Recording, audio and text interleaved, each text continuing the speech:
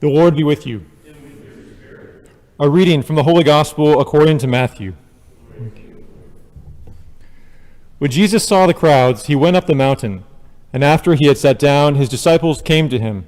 He began to teach them, saying, "Blessed are the poor in spirit, for theirs is the kingdom of heaven. Blessed are they who mourn, for they will be comforted. Blessed are the meek, for they will inherit the land.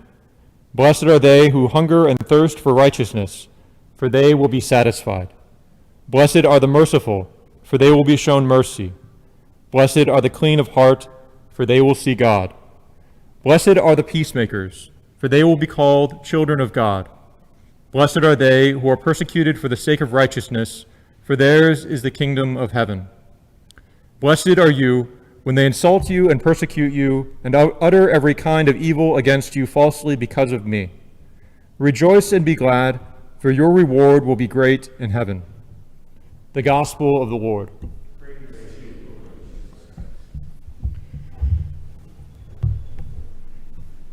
This feast is in many ways the culmination of our faith.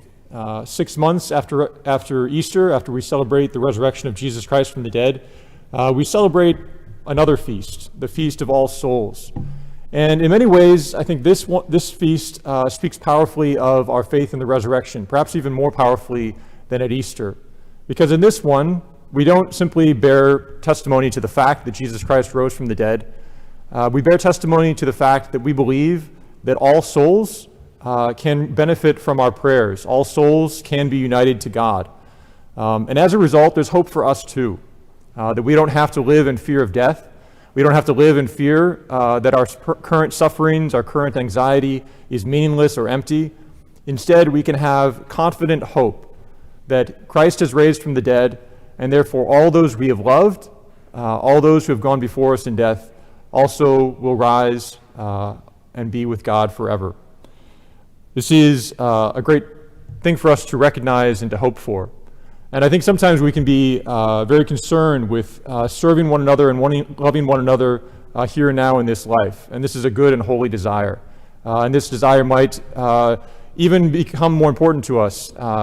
Instead of, should I spend this time in prayer for this poor person, or should I actually feed them and help them?